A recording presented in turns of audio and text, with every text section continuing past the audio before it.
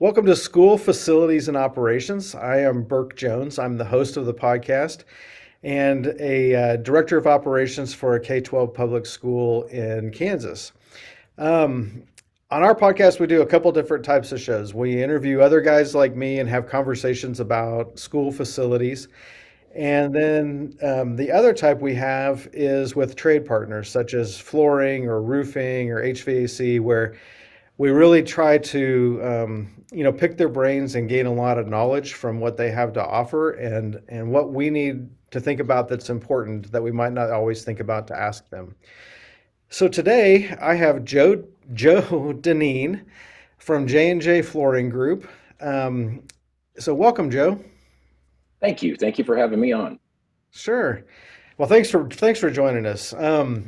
Give me a little bit of background of your work history and then something that we can't read about you on LinkedIn. So Oh something boy. you like to Well, do. you know, well, like you said, I'm with J&J Flooring. I've been with J&J for 25 years. Graduated from University of Kansas and wasn't really sure what I was going to do. Matter of fact, I almost took a job with Hormel Foods out of Minnesota. And I got to know the lady in the business center, and she wanted me to interview with a company. And she said, "It's a carpet company." And I'm thinking, carpet? You know what? Why do I want to sell carpet? Well, so that went down to the to Dalton, Georgia, where carpet capital of the world, and I accepted a job with Shaw Industries on the residential side, and I was with them for 3 years. And then all of a sudden, I met up with J&J and been with them ever since for 25 years. So it's been great. It's been great. I never thought I would be in the same industry this long, but it's never dull. You're learning something new every day. You meet a ton of great people, and my wife and I, we some of our best friends are some clients of ours. So that's been great. It's and like I said, it's not dull. It's Right. fun. People are like, "Guys, you sell carpet," and I'm like, "Yeah, but there's so much more to it than carpet." And the reality to it is, every place you go, there's carpet, LVT. There's some type of floor that you're walking on, and Right. so it gives us opportunity out there. Yeah. Well, that all sounds great except for the KU part. Well, I've got two. We went to KU. My wife and I, my two older boys, and I also have two K-Staters. So Oh, we're we're okay. we're definitely a house divided. Yeah, no doubt. Well, they're both good schools. Don't misunderstand, but Definitely, I definitely. bleed more purple than that. So let's talk about flooring and carpet a little bit. So one of the things that I've been working on is kind of a trying to be more methodical in how we do replacements of carpet in our buildings and um, through capital outlay dollars primarily. If bond happens, if bond funds come in, that would definitely be a place for it as well. But trying to get it on a replacement schedule so I can look out and say, okay, this year this is what's happening. And what I did was basically say, let's say this year I would replace all of the corridor carpet in a school. And then, like 7 years from now, I would replace all of the classroom carpet. And it would just alternate back and forth kind of every 7 years. And I don't know, I picked, so basically, you get new carpet in a classroom every 14 years. I don't know that that's right or wrong, but budget wise, it seemed to be about right that I could get all of the buildings touched on those kind of intervals. What are you seeing districts do? Because, before it's just been like, oh, that classroom's terrible. We're going to replace that classroom. And then you end up with like different carpets and, it's brand new and then room next door is 14 years old or whatever. So, like, what are you seeing other districts do? It's very difficult. Following that plan that every 14 years, every 10 years, it is definitely the way to go. But it's hard to do because you start getting the hodgepodge like you were talking about. One room goes bad. Then all of a sudden you've got to get something really quick, and maybe the product that you've got in the other rooms is not available or it's been discontinued.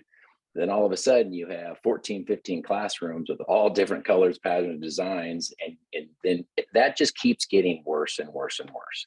And that's difficult. And every district deals with that. And it's Yeah. from your largest districts to your smallest districts. Flooring is one of those things that flooring and paint are really two items that you can really make a space look new again.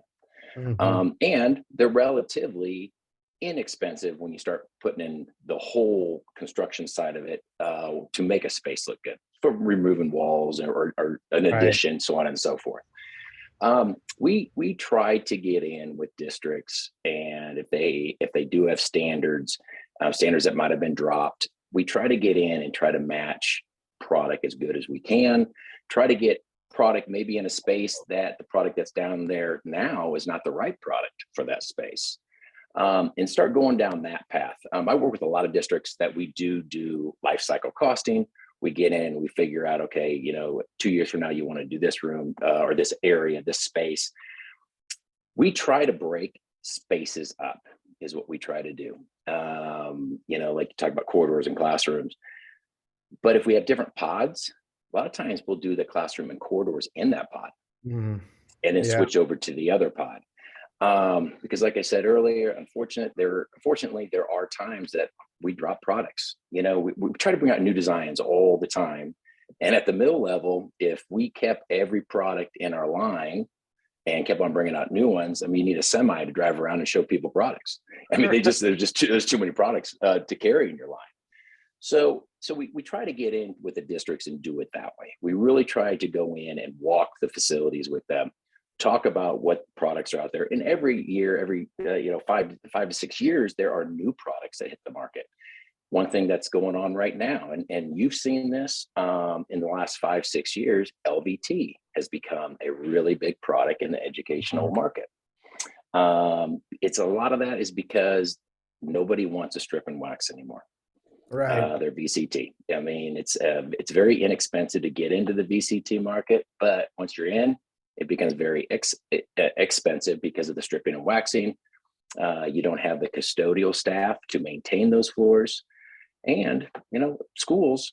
Summertime, usually the schools will shut down the end of May, and everyone's coming back in August. It doesn't happen that way either. Yeah. They're being used year round, from summer school to daycare, so it's hard to even get in and strip and wax. Right. So it's really trying to figure out the district that you're calling on, what their concerns are, what direction they're trying to go, and a lot of times what the teachers are looking for also.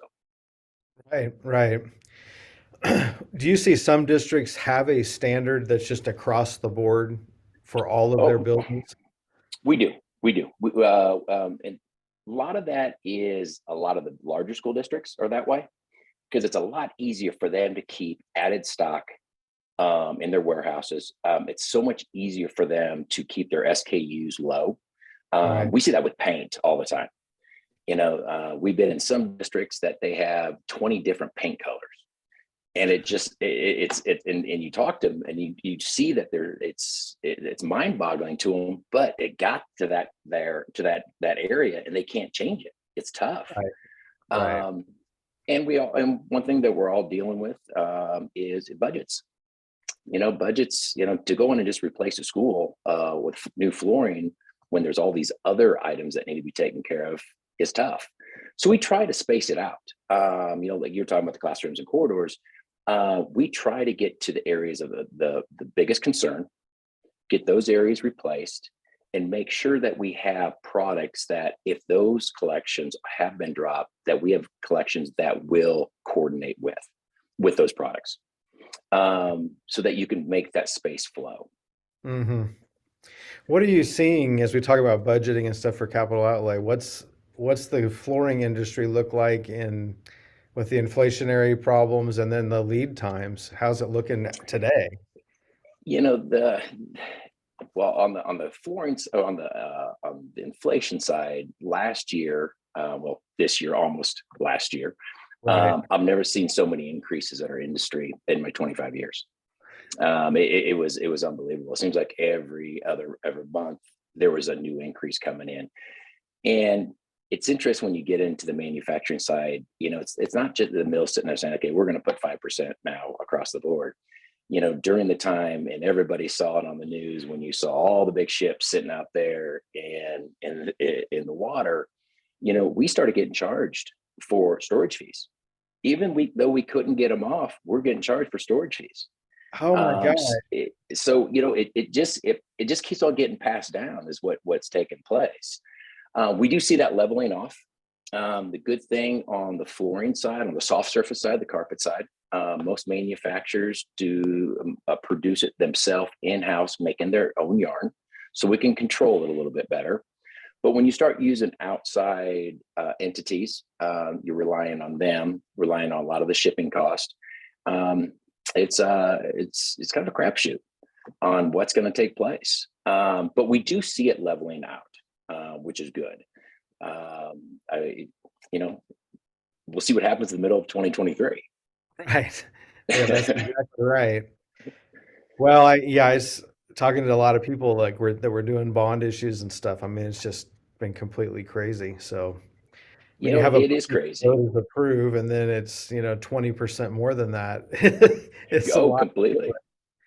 That's one of the things that we are dealing with every day now, in our industry, and I guarantee every other division is dealing with it too. Projects that bid 6 months ago, a year ago, that are getting ready to order product, and all of a sudden you have a 5%, 10%, 15% increase. Right. So what you have in your bond is X amount of dollars, and all of a sudden you're like we can only do half the work now. Right. And so that's been a struggle. And I think that is going to carry on for a little while, Yeah. until those bond projects, we are at, a an even playing field, that we actually budgeted for those bonds and we don't have the increases. Right. It was just such a unique time, for everybody. Yeah. And it's still giving. It's still Yeah. given to us. It really is. Absolutely. So you are a manufacturer's rep, and that is different than like a retailer, or explain the difference to me, and then like why does it make sense for guys like me to work with a manufacturer's rep as opposed to, or maybe in conjunction with, the retail side? Definitely. So we look at our. I'm out of Kansas, Missouri, so the market I cover. So we have multiple clients. So we have an architect and designer we call on. We'll call on an end user like yourself, and then we'll have a flooring contractor, that purchases the product from us, that does the installation. So Okay. what we try to do is we cover all three. We try to get in with all three entities. On the architect design side, we present to them just like how we present to you all. We want to show you the products that we've got. A lot of owners, end users, do not get called on by manufacturers. They go, just the manufacturers deal with the flooring contractors and the architects and designers. We like to hit, we it's called triangle selling, and we like to hit all three entities to get our products in front of you all. Hmm. And that's kind of the difference between us and the flooring contractor, as far as they want to present stuff also, but they have the installation side. So the installation side to us is huge. We need to make sure we've got the right installers on projects. It's one of those deals that, you can have the best product in the world, but if it's not put in correctly, it doesn't matter. Right. And it's like when we get in and present products to you too, we can give you all the warranties you want, but if it's a very light product, if it's a white carpet, you're going to be dealing with it every day. So Right. that's what we try to get in. We try to get in and educate is what we Uh-huh. do. And we do it, like I said, we do it at all three levels. And we get educated also, trying to figure out what the needs are of school district. I mean, your needs are going to be a lot different than the needs of a smaller school district, maybe farther out west. And based on how many kids are coming through your facility.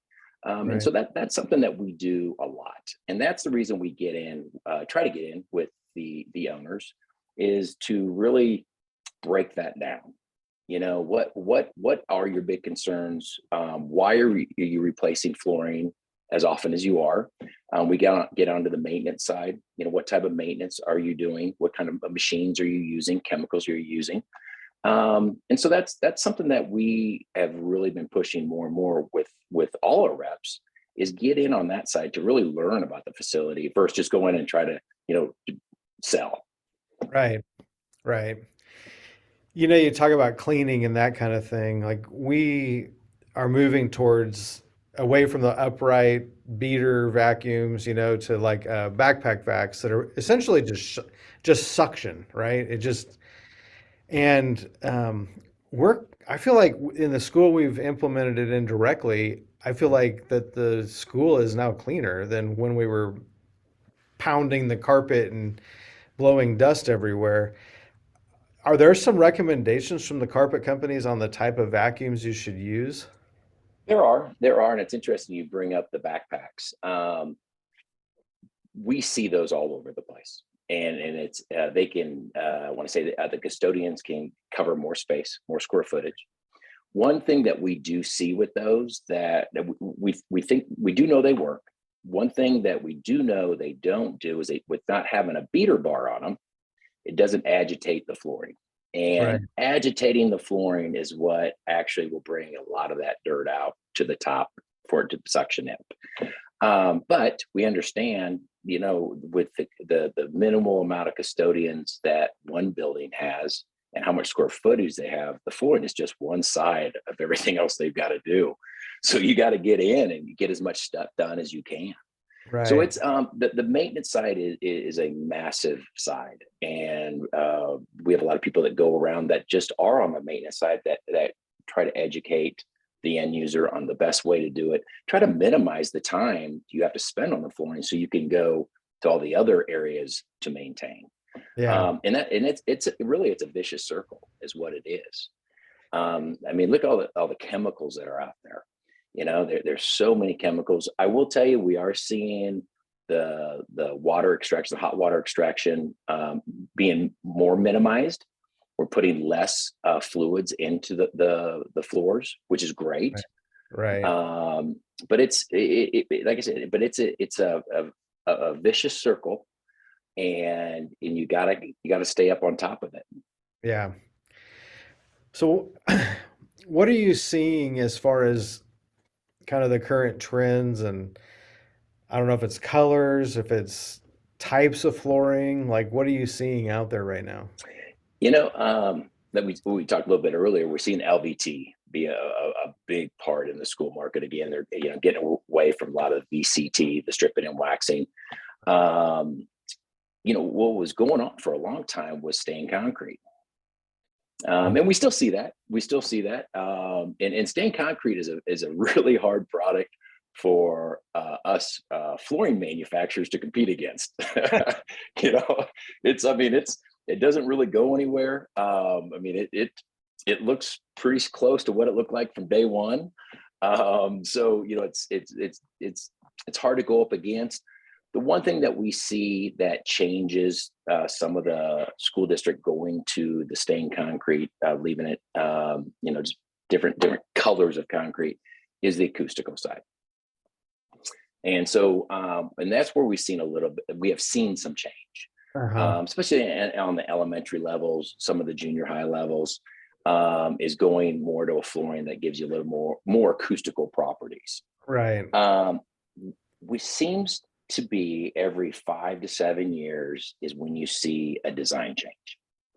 LVT's big now. I will assume, by just how history repeats itself, within the next 4 to 5 years, we're going to see a change going back to carpet tiles, and then it will probably change going back to stained concrete. I mean, Right. it's just it changes all the time. I guess that's what makes our industry not dull. Right. That we have to constantly bring out new products. But that's kind of what we see. And I'll tell you, when you take the state of Kansas, for example, when you take the eastern side of Kansas and you get into Kansas City, some of the bigger school districts up there, and then you go to the western part of the state, designs are completely different. Some of the more rural school districts, they want to match some of the walk off that comes into their school. Right. the different type, from the different color dirts. I mean, it's really wild how it gets into that. And but that's what happens. And and give credit to our designers in our industry, because not only do they design for the Midwest, they design for the East Coast, West Coast. I mean, it's across the board when you get into design Yeah. of different products that hit the market. I mean, I like LVT, and I mean, we're having a good experience with it. But if you scratch a VCT floor, you can just re-wax it and it just disappears. But with LVT, you end up with another color basically underneath that scratch, which is, I mean, it bugs me to death. But there's really not much you Yep. can do about it. Yeah, that has been when LVT came out, it was the best thing since sliced bread, and it was promoted that way. No one really talked about the scratching aspect. LVT does scratch. It Yeah. does, and there's things you can do to uh, help the scratches based on how deep that scratch is. Pattern and color is very, very. I mean, it's important in all flooring, but when we get into LVT, having those different colors, different patterns will help hide the visual of scratching. One of the things we see in the school market, and when you get into definitely the elementary side, junior high, we see a lot of the old style desk and chairs. Hmm. The four-legged chairs, they're really small steel-legged chairs, and on the bottom of them, they have that caster that sometimes it's there, sometimes it's not, and it's like a sharp razor blade, is what it Right. is. And that's, you asked earlier, what we, when we come in, what we bring as a value is we always walk every classroom. When a school district wants to get into LVT, we will walk in those classrooms. And when we look at those glides, I mean, that is, and I've seen it go really, really bad. Right. And it does. No one picks a desk up; they slide it, Right. and that's what they do. Normally, they slide it when they're sitting in the chair, so you got a lot more weight. And that is the concern with LVT. LVT does scratch. I mean, you can put all different type of some sealers over the top or different type of barriers, but if it's a sharp edge, or we see it in a lot of offices, they're moving filing cabinets. Oh Again, yeah. they're not picking them up, they're sliding them, Right. and it puts a nice little scratch right on the top. Yeah. Yeah, I notice it most when we have a pretty solid colored tile. Like let's say it's a darker colored tile, then it's like there's a white layer in there somewhere. Yeah. If it's a lighter colored tile, like the base is black, and you're like, I'm surprised it doesn't go more through, but anyway. Yeah, it does do that. And it's when you're pulling across, and when you're putting a nice scratch mark in, you're actually moving that urethane coating on top. And what Right. that does is, that the light reflects off it. It just emphasizes that even more. Where we really see it is natural light.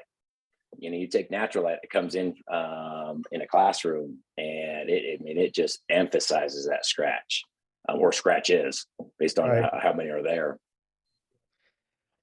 Okay, so I got one for you that's going to be probably uncomfortable for you to answer, but let's just talk about this. So if I look at the major carpet lines, Mhm.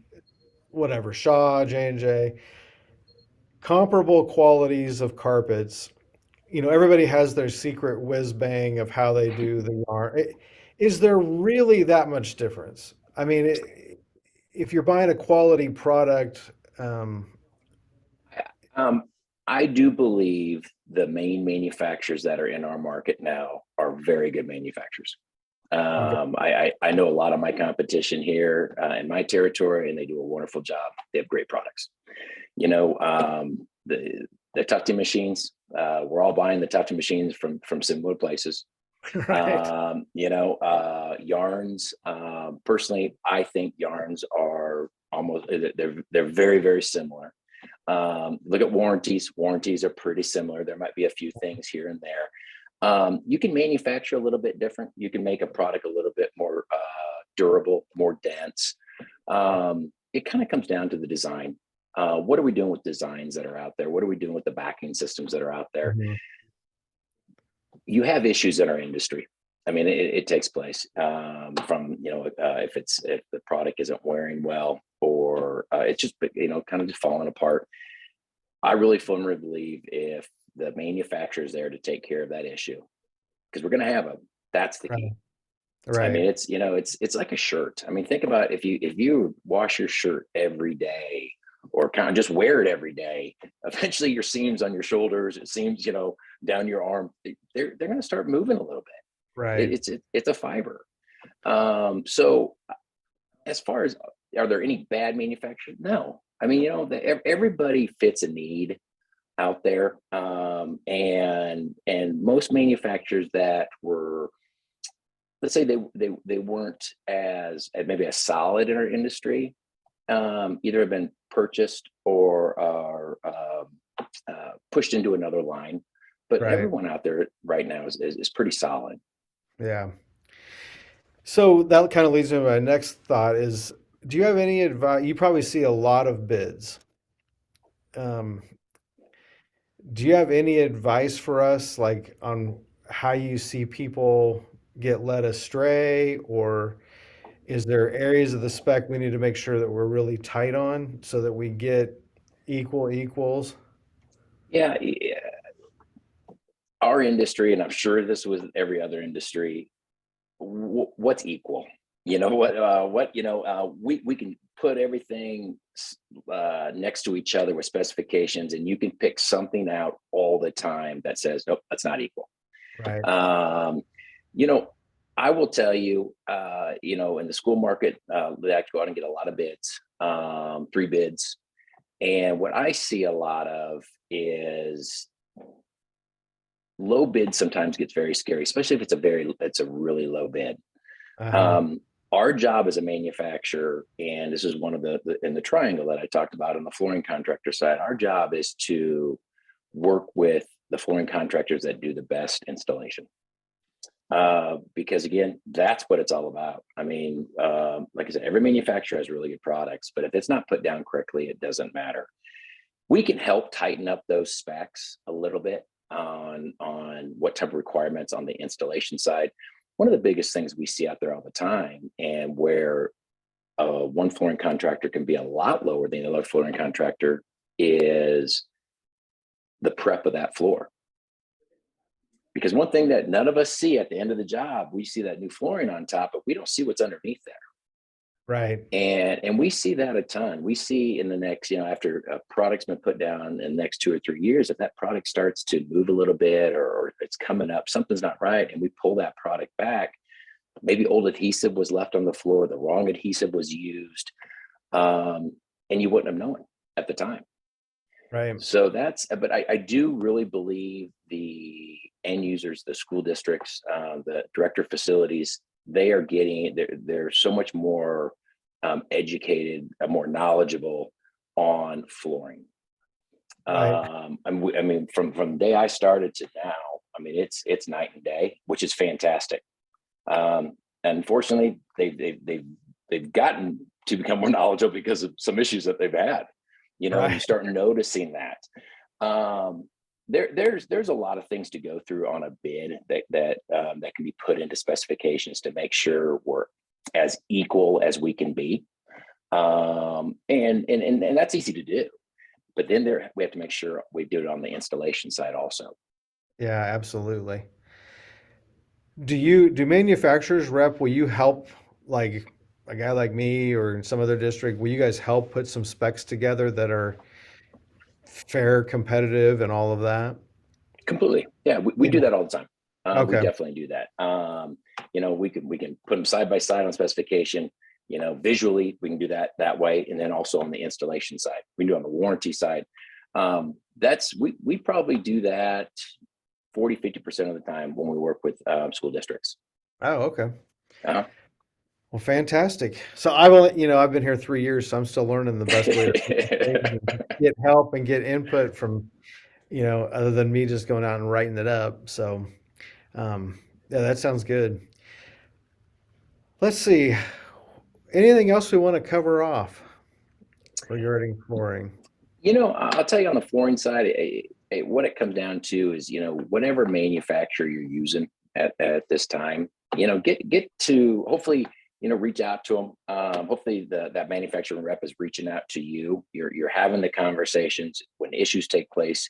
Those issues are getting, addressed. Working with the custodial staff. They're the ones that deal with it every day Right. and the flooring every day. And we work with the custodial staff a ton.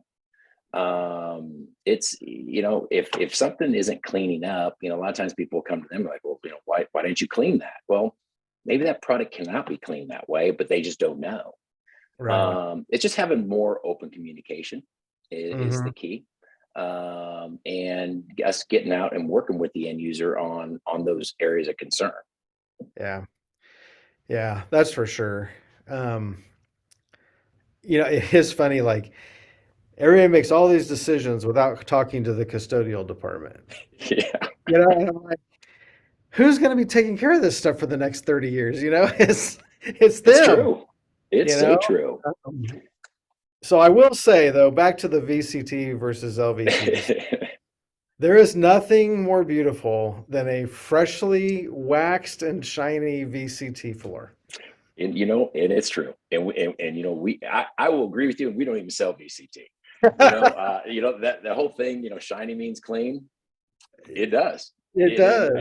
And I get that. It's when you walk up, into a school right before it opens and they have a lot of VCT and it's waxed and yeah, it looks great. It looks It really does. good. Yeah. Well, we had to talk about that here. Like, hey, this is LVT. We don't wax it, because that's just the normal thinking when we have a floor like that, that we would be waxing it. So we had some of those discussions when we first put in some LVT, and um, yeah, it's interesting. It's It does. It looks different. I mean, there's something associated with a school building with that bright, shiny LVT or VCT. well, it's clean. I It mean, is. it's what it does. It looks clean, and it's interesting you bring up the waxing of the VCT. I've seen it. I can count on both hands. I've seen this that the LVT gets waxed. Oh yeah. It's not recommended, but we have seen it because they're like, you know what? No, we're going to make this shiny, which it's going to make it look good. Oh yeah.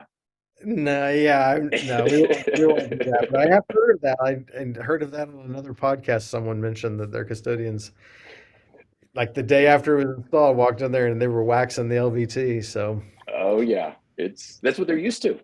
it is. It is. So how long do you guys typically keep kind of a pattern or a color? Does it just depend whether it ends up being popular or not, or is there kind of a standard? It does. That's a great question. And we have products in our line right now that have been around since the day that I started. Now it might be the third edition or the fourth edition, keeping the most popular colors, adding some other ones. Um, you know, Life of a product can be, oh my gosh, it goes across the board. I mean, it could be 7 to 15 years as long as we're changing up the colors. Sometimes it can be 2 or 3 years. Right. It's difficult to kind of pinpoint the time frame of a product, because it's as designs change. Every manufacturer's design a group tries to be wants to be the leader of new products coming out, a new design coming out. And a lot of times you're throwing a dart and you're hoping it sticks. Right. It's when I started, everything was 24 by 24, and it was constantly 24 by 24s. Now all of a sudden, then here comes the planks, the 18 by 36, the 12 by 48s. That you make different designs, different visuals. It's really hard to say how long a product lasts. Something that some manufacturers try to do is they try to keep products that even if they're dropped, they can still make them because they make their own yarns. So that's a positive. It allows them to keep a standard. Um, we try to bring out products that have groupings of different design, so that if Right. say one of the products is dropped, well, guess what? We still have two or three other styles with the same colorway that would match. Um, that is an issue that when you talked at the beginning of the podcast here of how often changing a school out, every 14 years, 10 years. Well, if a product's been it's lasted 14 years, I mean, that's great. A lot of times it doesn't happen that way. Right. So when we get in and we meet with the schools, we try to, if it's going to be corridor now and down the road classrooms, hopefully we have coordinates to go into those classrooms or vice versa, so we can keep everything Right. together. So on my grand plan, I probably ought to be having that discussion before I implement the first corridor. Yeah, it's tough. I mean, it is such a tough thing to do, because we'd love to give you a better answer on how long those products are going to last, but we don't know Right. because what's selling in the Midwest might not sell on the West Coast or East Coast or vice versa. Uh, And manufacturers look at what's that product selling, right. and it's happened. It's happened to me. I mean, products that I've had standard, then all of a sudden, might be one or two reps that are selling it, and then it's gone. So Yeah. it's yeah, that's a difficult thing. Yeah. Well, okay.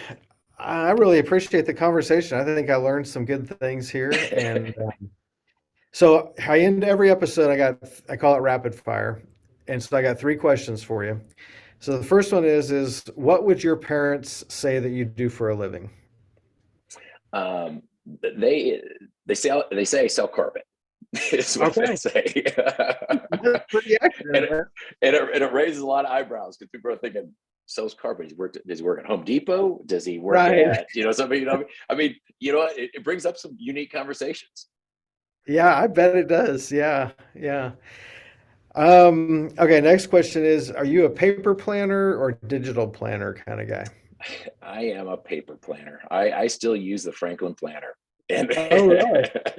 I do. I something about writing down and something about putting that check mark next to that A or B or C. Yeah, Yeah. I even took the class 20 some years ago, Wow. and I get made fun of. I am one of the more senior reps in my company, and people look at my big old day planner I bring out, and they're like, "What are you doing?" I think there is something to it. I mean, I've moved to an iPad, but I have a notes taking app, so I like physically write, and it's pretty close to paper because if I type stuff, I just can't remember it. Right. Same way. Yeah, need that tactile feedback or something. Um, okay, so what time of the day do you get your best work done? I'm an early riser. I'm in the office by 4:30 in the morning. And yeah, Oh, I'll tell you, and I don't even have an alarm clock. I don't know what it is. My wife will laugh if she was here sitting there. She'd be like, "Yeah, but at 5:36, if I lay down on the couch, my eyes are off. They're done." But I get so much work done at that time in the morning, before calls start coming in around 7. I just, nobody bothers me then.